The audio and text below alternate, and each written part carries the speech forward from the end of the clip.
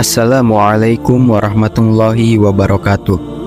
Sahabat channel Awal Cerita, pada video kali ini saya akan membahas tentang Sirat, jembatan di atas neraka beserta dalil-dalilnya. Di akhirat kelak akan banyak sekali peristiwa yang sangat menakjubkan sekaligus menakutkan. Kita sebagai seorang mukmin wajib mempercayai segala hal yang akan terjadi pada hari kiamat, baik yang disebutkan dalam Al-Quran maupun yang terdapat dalam hadis sahih. Kita tidak boleh membeda-bedakan dalam urusan beriman dengan segala peristiwa tersebut, baik itu sesuai dengan logika ataupun tidak. Segala hal yang akan terjadi di akhirat tidak bisa kita kiaskan dengan peristiwa di dunia ini, karena semua peristiwa di akhirat adalah peristiwa yang penuh dengan keluar biasaan dan kedahsyatan.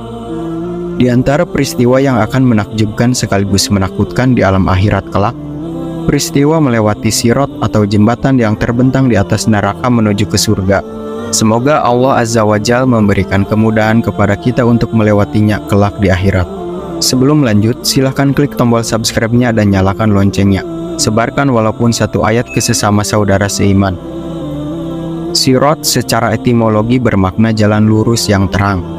Adapun menurut istilah yaitu jembatan terbentang di atas neraka jahanam yang akan dilewati oleh manusia ketika menuju surga. Landasan keyakinan tentang adanya Sirat pada hari kiamat berdasarkan kepada ijma' para ulama ahlus sunnah yang bersumberkan kepada dalil-dalil yang akurat dari Al-Quran dan sunnah.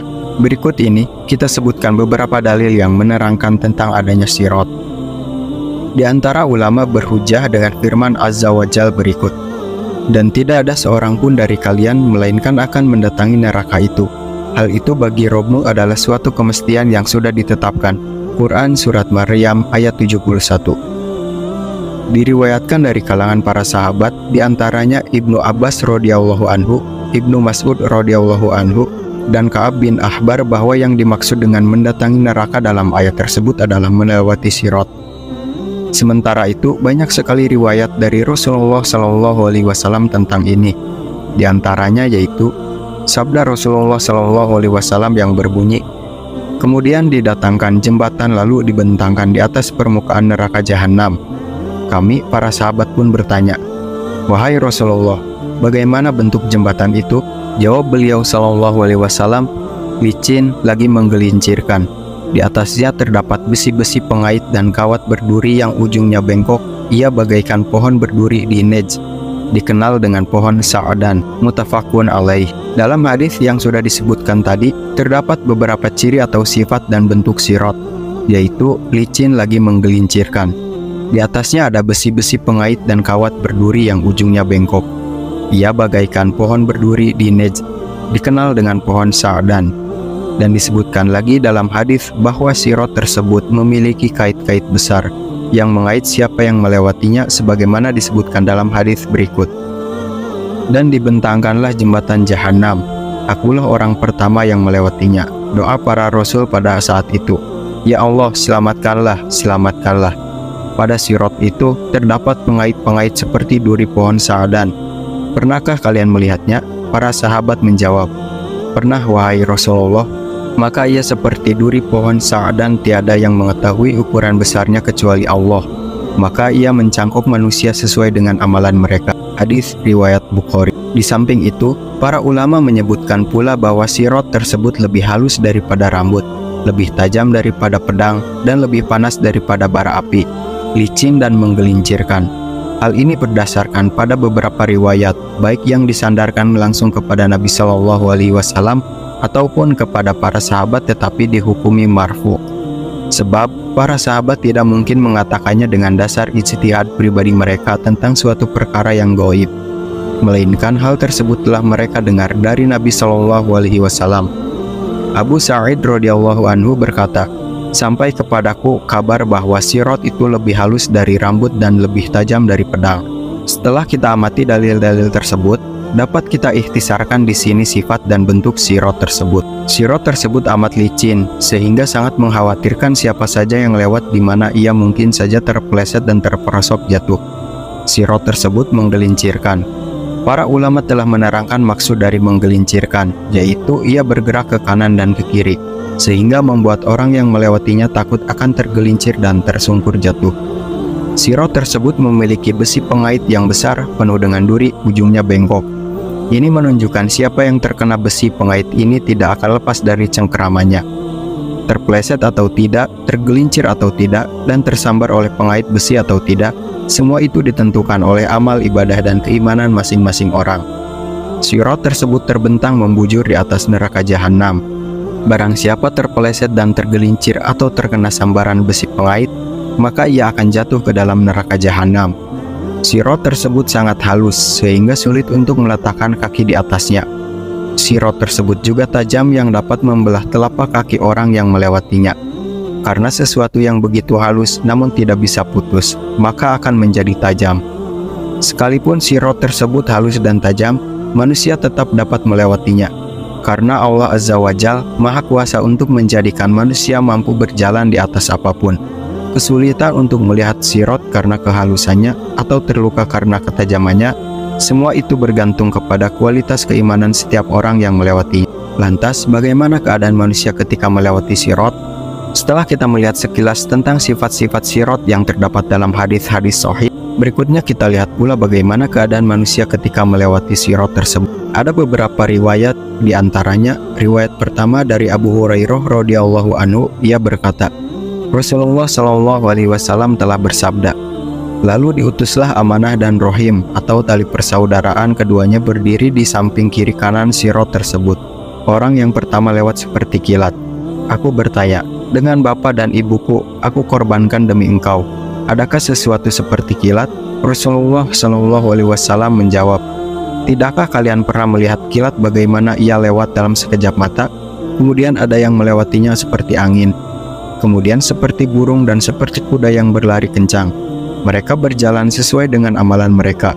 Nabi kalian waktu itu berdiri di atas sirot sambil berkata, Ya Allah, selamatkanlah, selamatkanlah, sampai para hamba yang lemah amalannya.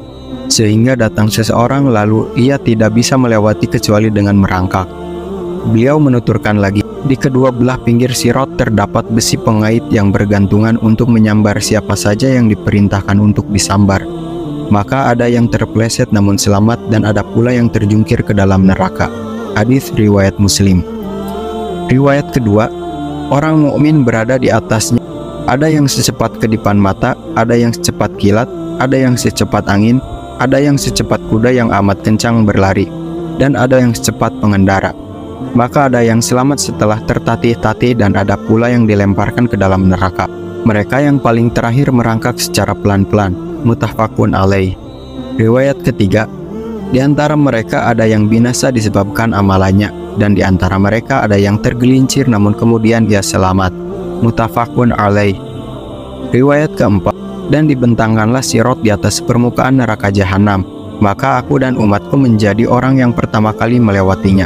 Dan tiada yang berbicara pada saat itu kecuali para rasul, dan doa para rasul pada saat itu, Ya Allah, selamatkanlah, selamatkanlah. Di antara mereka ada yang tertinggal dengan sebab amalannya, dan di antara mereka ada yang dibalasi sampai selamat. Hadis riwayat Muslim. Melalui riwayat-riwayat yang sudah disebutkan tadi, dapat kita simpulkan di sini bagaimana kondisi manusia saat melintasi sirot.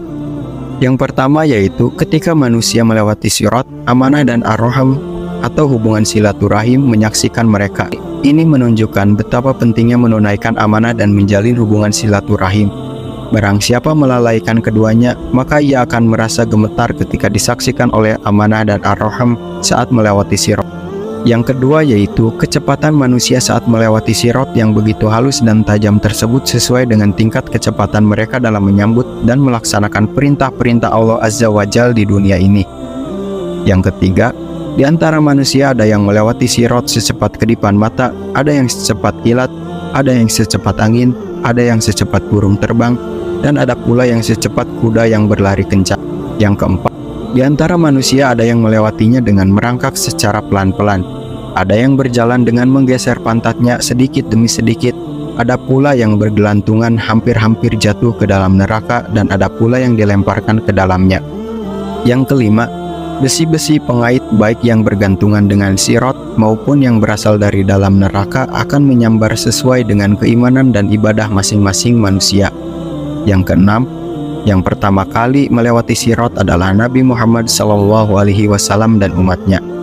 Yang ketujuh, setiap rasul menyaksikan umatnya ketika melewati Sirat dan mendoakan umat mereka masing-masing agar selamat dari api neraka.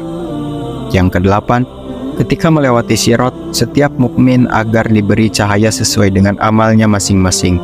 Hal ini diriwayatkan dari Ibnu Mas'ud radhiyallahu anhu dalam menafsirkan firman Allah Azza wa Jalla.